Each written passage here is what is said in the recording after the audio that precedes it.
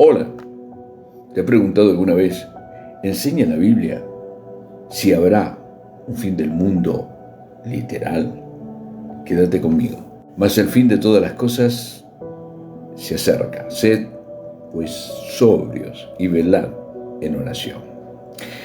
Existe una idea casi generalizada en todas las culturas y religiones del mundo que un día la tierra será destruida y todo indicio de vida sobre ella se extinguirá para siempre. Algunos, tratando de encontrar la lógica a esta catastrófica definición, consideran dos posibles causas que podrían terminar con nuestro planeta. Una podría ser un choque de la Tierra con un gigantesco asteroide y otra el resultado de una guerra nuclear también llamada como batalla final o Armagedón, en los círculos, por supuesto, evangélicos. En el Nuevo Testamento, donde aparece la palabra fin, y que nunca está asociada en un contexto de un fin del mundo, cosmo, es decir, universal, lo cual nos indica que una predicción sobre el fin del mundo por medio de un cataclismo no es bíblico. El evangelio del terror por años se ha predicado, evangelio de terror en cuanto a eventos catastróficos que habían de acontecer al acercarse los últimos tiempos. Día postrero o final, el término que vamos a revisar es el llamado día postrero o final, y que aparece 6 veces en el Nuevo Testamento. En Juan capítulo 6, verso 39, esta es la voluntad del Padre, el que me envió, que de todo lo que me diere, no pierda yo nada, sino que lo resucite en el día postrero.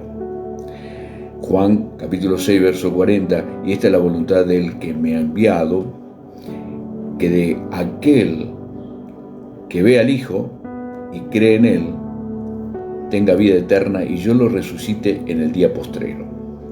Juan capítulo 6, verso 44, ninguno puede venir a mí si el Padre que me envió no le trajere, y yo le resucitaré en el día postrero. Juan capítulo 6, verso 54, el que comiere de mi carne y bebe de mi sangre, tiene vida eterna y yo le resucitaré en el día postrero. Juan capítulo 11, verso 24, Marta le dice, yo sé que resucitará en los días postreros. Juan capítulo 12, verso 48, el que me rechaza y no recibe mis palabras, tiene quien le juzgue. La palabra que he hablado, ella le juzgará en el día postrero. Al repasar los versículos expuestos en donde aparece el término día postrero, podemos entender que este se encuentra en estrecha conexión con dos eventos: la resurrección de los muertos y el día de juicio. Como el tema de la resurrección lo vamos a tratar después, vamos a hablar acerca del día del juicio. En Hechos capítulo 17, verso 31, por cuanto ha establecido un día en el cual juzgará al mundo con justicia por aquel varón a quien designó, dando fe a todos con haber levantado de los muertos. En realidad, este asunto es un tema suficientemente para cubrir un capítulo completo, pero considerando que la creencia tradicional, el día del juicio y el fin del mundo están indudablemente vinculados, deseo tratarlo simplemente aquí. De manera que, ¿por qué habría de suponer que este día de juicio está reservado para el fin de los tiempos?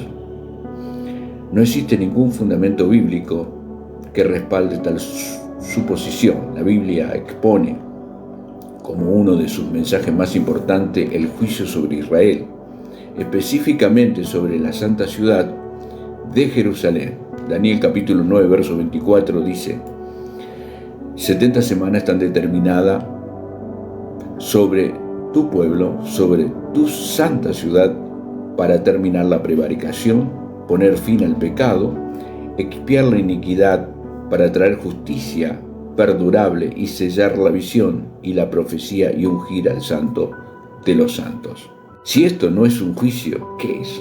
Daniel es muy claro en su profecía recibida directamente de Dios. 70 semanas proféticas, es decir, 490 años, estaban determinados o cortados para Jerusalén. No podemos alterar o cambiar el sentido gramatical de las palabras pronunciadas por el profeta. La sentencia recibe un destino definido y que no da lugar a otra interpretación sobre tu pueblo, sobre tu santa ciudad. Al parecer, no fue una cifra al azar la que Jesús diera a Pedro en Mateo capítulo 18, 22, con respecto a la pregunta de cuántas veces se debería perdonar al hermano. No te dije hasta 7, sino aún hasta 70 veces 7. Probablemente quiso decirle que hasta 70 veces 7 era el tiempo determinado de la paciencia de Dios sobre su pueblo. En Mateo capítulo 23,